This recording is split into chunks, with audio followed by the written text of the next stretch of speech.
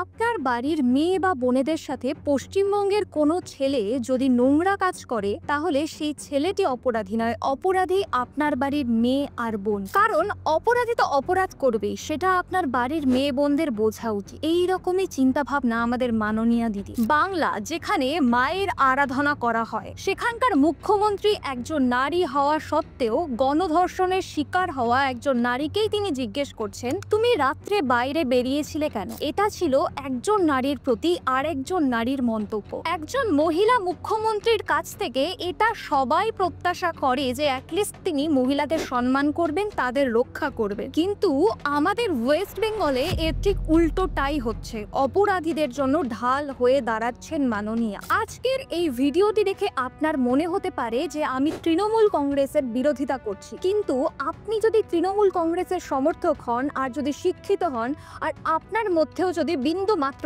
মানবতাবোধ থাকে, তাহলে এই ভিডিওটি আপনারও চোখ খুলতে বাধ্য।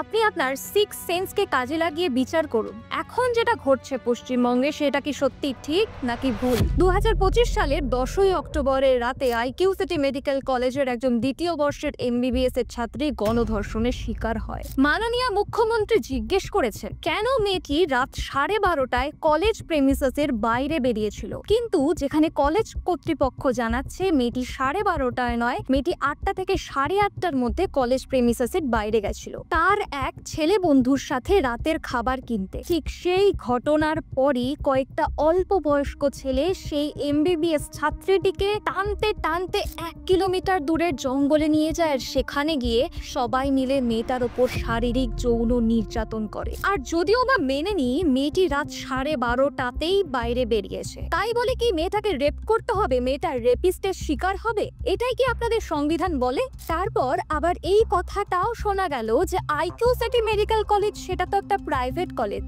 She was studying in a private medical college. So all the private medical college, whose responsibility? How they came out in the night at 12:30? বলছি মাননীয়া, আইকিউ সিটি মেডিকেল কলেজই হোক আর যাই কলেজই হোক, পশ্চিমবঙ্গেরই তো নাকি ঢোলাকপুরের? আচ্ছা, আমি না হয় এটার কথা ছেড়েই দিলাম, কিন্তু আরজিকর মেডিকেল কলেজ সেটা তো 100% সরকারি কলেজ ছিল। তাহলে কেন সেখানে ডাক্তারি পড়ুয়াকে মার্ডার করে তার সেই মৃতদেহের ওপর রেপ করা হলো? খুব আন্দোলন চললো, খুব স্টেপ নেওয়া হলো, কিন্তু অপরাধীর যে মাস্টার মাইন্ড সে এখন বেল পেয়ে দিব্যি ঘুরে বেড়াচ্ছে। সন্দেশখালী উত্তর 24 পরগনার একটা উপকূলবর্তী এলাকা। সেখানকার তৃণমূল শাসক শেখ শাহজাহান এবং তার গ্যাং সেখানকার স্থানীয় বাসিন্দাদের বাড়িতে ঢুকে নারীদের ওপর যে নিপীড়ন, অত্যাচার, যৌন নির্যাতন করেছে সেটার কথা।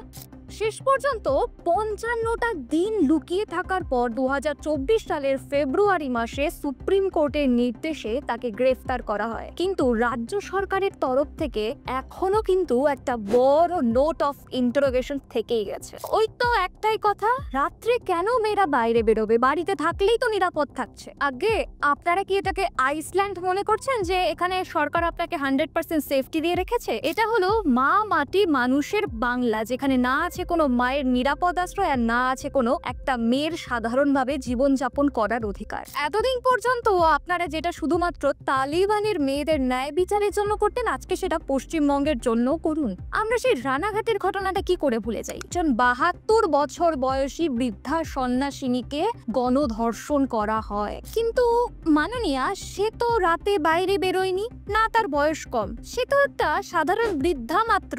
তাহলে এটা তো তার সাথে হওয়ার কথা ছিল না। এবার আমি সোজা চলে যাই 2025 সালের 25শে জুন। সাউথ কলকাতার একটা নামি দামি ল কলেজ, কসবা ল কলেজের একজন 24 বছর বয়সী ছাত্রী গণধর্ষণের শিকার হয়। এখানে অপরাধী ছিল 4 জন, কিন্তু তার মধ্যে যে মোক্ষম, যে প্রধান অপরাধী মিস্টার ম্যাঙ্গো মিশ্রা, যিনি কিনা তৃণমূল ছাত্র কংগ্রেসের একজন নেতা ছিলেন। তিনি এর আগেও এরকম ঘৃণ্য কাজ করেছেন, এরকম হ্যারাসমেন্ট করেছেন, এরকম অত্যাচার করেছেন, কিন্তু তখন তার এগেইনস্টে না নেওয়া হয়েছে কোনো রকম কেস, না পেয়েছে শাস্তি। আজকে সময় মতো যদি প্রত্যেকটা অপরাধী শাস্তিগুলো পেত, তাহলে আজকের এই পশ্চিম বাংলার মেয়েরা, বউরা, মায়েরা তাদের সসম্মানে মাথা উঁচু করে বাঁচতে পারত, কিন্তু যেটা এখন পারছেন না। আর হ্যাঁ, মেয়েটি কিন্তু রাত 12:30 বাইরে বেরোয়নি। এই ঘটনাটি ঘটেছিল সন্ধ্যে 7:30 থেকে রাত 8:50 ভেতরে। দুর্গাপুর গেল, সন্দেশখালি গেল, রানাঘাট গেল, আরজি কর গেল। এবার আমরা সোজা চলে যাই হাঁসখালিতে। 4 এপ্রিল 2022 সাল। একজন তৃণমূল কংগ্রেসের নেতার ছেলে তারই সাঙ্গপাঙ্গ নিয়ে তারই জন্মদিনের পার্টির পর একজন 14 বছর বয়সী নাবালিকা মেয়েকে রেপ করে। আর 5 এপ্রিল সেই নাবালিকার মা বাবা তাকে মৃতা অবস্থায় দেখতে পায়। আর তার মৃত্যুর কারণ ছিল অত্যাধিক রক্তপাত। এরকমও শোনা গেছে যে মেয়েটি হয়তো প্রেগনেন্ট ছিল, তার জন্য তার ব্লিডিং হয়েছে, না হয় ছেলেটির সাথে অ্যাফেয়ার ছিল। পশ্চিমবঙ্গ এমন একটা রাজ্য যেখানে আক্রমণ অপরাধীদের করা হয় না, করা হয় অত্যাচারিত অবহেলিত নারী। আবার মাননীয়া এটাও বলেছেন, a girl child at night time shouldn't be allowed to come outside. আরেকজন এটাও বলেছেন যে এত পুলিশ প্রোটেকশন তো দেওয়া সম্ভব না। বলছি, যেই মায়ের গর্ভ থেকে বেরিয়ে আপনারা পৃথিবীর আলো দেখেছেন, সেই মাতৃরূপী মেয়েদের সম্মান রক্ষা কি আপনাদের দায়িত্বের মধ্যে পড়ে না? আর এটা নিশ্চয়ই আপনারা এতক্ষণে সবাই জেনে গেছেন যে West Bengal has second lowest conviction rate in the country for cases of crimes against women। মানে ভাবতে এটা না খুব অবাক লাগে, যেখানে নারী শাসিত একটা রাজ্য সেখানেই নারীদের কোনো সম্মান নেই। আজ বাংলার মেয়েরা না রাতে বাড়ির বাইরে বেরোতে ভয় পায়। রাস্তায় বেরোলে তাদের বুকের ভেতরটা কেমন যেন কেঁপে ওঠে। রাতের শহরের আলোর নিচেও একটা কেমন ঘুটঘুটে অন্ধকার লুকিয়ে থাকে। এখানে পোস্টার আর স্লোগানে শুধু নারী সুরক্ষা লেখা থাকে। হ্যাঁ, আমি মানছি আপনি কন্যাশ্রী, রূপশ্রী, যুবশ্রীর মতো অনেক প্রকল্প বাংলায় নিয়ে এসেছেন মহিলাদের স্বার্থে, কিন্তু ওই যে শব্দটা নারী সুরক্ষা, এটা কেবলমাত্র স্লোগান আর পোস্টারেই সীমাবদ্ধ। বাস্তবে এটার কোনো মূল্য নেই।